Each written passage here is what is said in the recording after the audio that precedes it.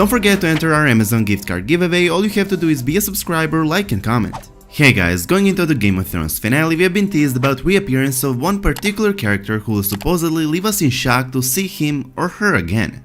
Now I know there has not been any mention of surprising reappearance in the Season 8 Episode 6 plot leak, but that doesn't necessarily mean there won't be, because there's a high possibility that the leak did not cover every single event we are going to see in the finale. Don't get me wrong, I'm not questioning the legitimacy of the leak I talked about a few days ago because it's legit. I'm just saying they might have missed something or did not write everything. With that being said, let's take a look on the Entertainment Weekly teaser about this mysterious character that will reappear in the finale. They reported from the Season 8 Episode 6 filming set. What's being filmed here is Episode 6, the series finale. Like Harrington going into the table read, I don't know anything about the final season storyline. I look around at a meticulously constructed set that I've never seen on the show before. Several actors are performing and I'm stunned. There are characters in the finale that I did not expect. I gradually begin to piece together what has happened in Westeros of the previous 5 episodes and try not to look like I'm freaking out. It's noted that there are characters in the last episode of Game of Thrones he did not expect. Now we don't know if this means there are characters we did not expect in terms of them surviving that long, or if it means there are some unexpected characters reappearing in the very last episode. It could very well be just one of the main characters surviving more than we expected, but would it really leave the reporter stunned? He's stunned, he's freaking out about his character appearing in the series finale, meaning that it's probably a character no one expects coming back in the series ever again. Additionally, I think it's probably a character who we think is dead reappearing and leaving us in shock. In this video we're going to talk about the possibility of Rhaegar Targaryen coming back in the series finale. We're going to talk about Rhaegar Targaryen is alive theory. Rhaegar Targaryen, the son of the Mad King, brother of Dany and father of Jon Snow, basically one of the most important characters in Game of Thrones history, is not dead, but is rather alive and well, and is one of the faceless men of Braavos. That's the theory I'm going to introduce you with in this video. When you look at it, Rhaegar Targaryen and Jaqen H'ghar have a lot of similarities. Fans mostly point to the fact that both of them share the same grace and have the same long wavy hair. If Jaqen does indeed turn out to be Rhaegar, the silvery streak in his hair would not be the only indication, as there are many more clues in both the books and the show series. I know that at first glance this might sound impossible or even ridiculous, but I highly suggest you to hear out all the clues and some kind of proof that's going in favor to this theory. Let's start from the very beginning, from Rhaegar's alleged death. The story says Prince Rhaegar met Lord Robert Baratheon in combat at a ford during the Battle of the Trident, where the pair had a legendary duel in the raging rivers of the Trident. Rhaegar, despite wounding Robert, was struck down with a massive blow from Robert's warhammer, which scattered the rubies encrusted in Rhaegar's armor under the water. It's said that rubies flew like drops of blood from the chest of a dying prince, and he sank to his knees in the water, and with his last breath murmured a woman's name. While Rhaegar lay dead in the stream, soldiers of both armies scrabbled in the water to search for the rubies. Later the location was named the Ruby Ford. According to a semi-canon source, Rhaegar's body was cremated, as is traditional for fallen Targaryens. Let's firstly point out the obvious. It's especially highlighted that Rhaegar wore his iconic night black plate armor with the three-headed dragon of House Targaryen decorated in rubies on its breastplate.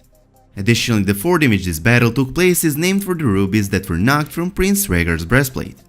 Now, why is it so important for George R. Martin as well as for the showrunners to make it very clear that Rhaegar wore his iconic armor that had rubies attached to it? Why so much focus on Rhaegar's rubies? Why is it such a big plot point and subject brought up whenever the Battle of the Trident or Rhaegar are brought up? The first theory would be that Robert did not fight Rhaegar, but rather someone else who had glamored himself in the form of Rhaegar using rubies. As it was confirmed in the 6th season, rubies can be used to glamour its owners into a form or person they want to be. Melisandre uses it to hide her true form of an extremely old woman. In the books, Mance Rayder glamored to appear as Rattleshirt via the ruby in his wrist cuff. The power in rubies is something called glamour, where you can basically use them with the power of Lord of Light to project a different image of yourself. If Melisandre and Mance can use it, it's most certainly not out of the realm of possibilities that someone had glamored himself into the form of Rhaegar using these same rubies, and sacrificed his life for beloved prince. The other theory that is also supported with quite a bit of clues says that someone else died instead of Rhaegar, wearing his iconic armor. Remember that in the books, because he had been covered from head to toe in armor, Dany did not see his face in the vision.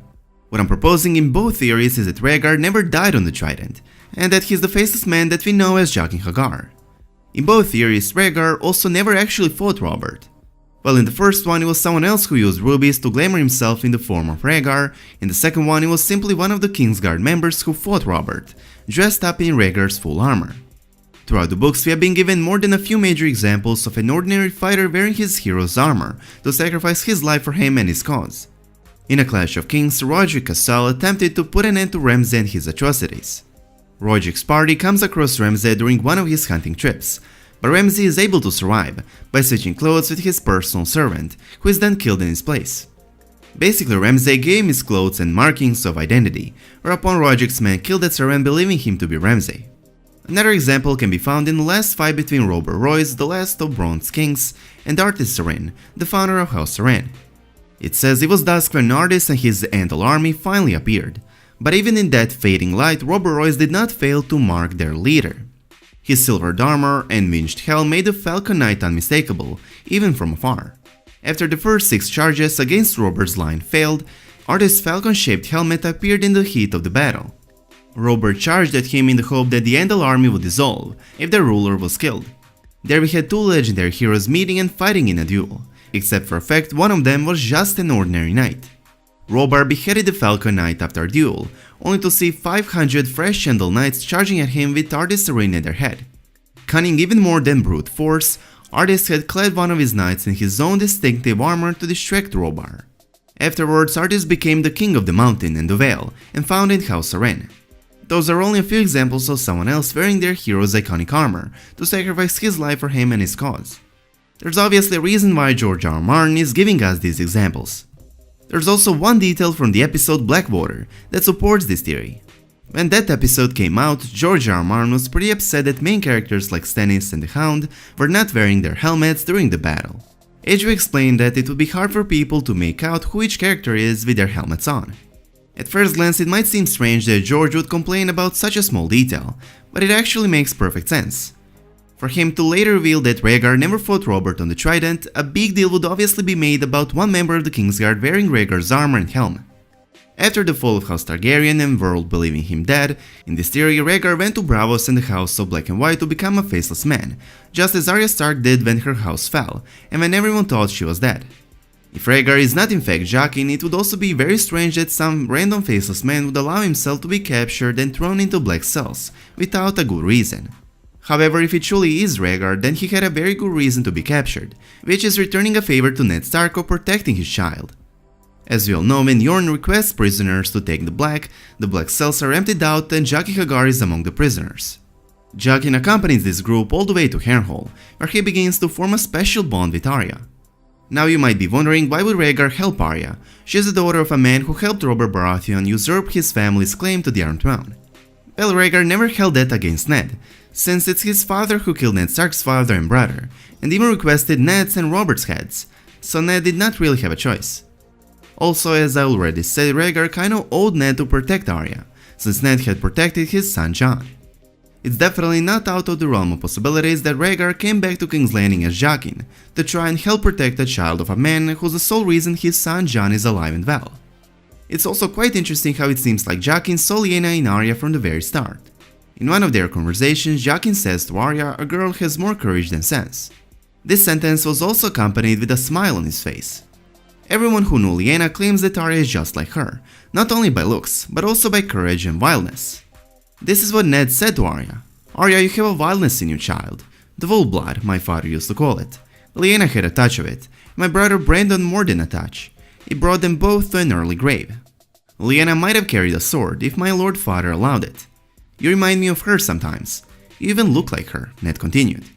So Rhaegar not only helps Arya, but he also later trains her to become someone she, just like her aunt Lyanna, always wanted to be, a person capable of defending herself and her family.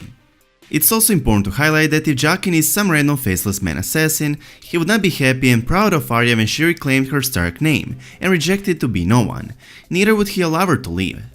An actor who plays Jaqen H'ghar recently sat down in an interview, and he had a couple of interesting things to say. He only added fuel to flame when he said if you change the orders of the letters of Jaqen H'ghar, it leaves Rhaegar. And people began to try to justify that Jaqen was Rhaegar with photos, long hair, his grace, he teased. Might Rhaegar truly be alive and he's a character no one expects to see in the finale? Maybe. An actor who plays Rhaegar did hang around the same set and hotels other actors were staying at, so maybe he truly did shoot a few scenes and maybe Rhaegar will actually reappear. We'll see. Many fans have always believed Joaquin was Rhaegar, the silver streak in his hair perhaps. He became no one when Westeros was being torn apart by war, and used his other faces to hide his true identity until the time is right. Maybe he's so close to Arya because she resembles Lyanna. And as always, I hope you guys enjoyed this video. If you did, please make sure to subscribe to our channel and I hope to see you in the next one. Peace.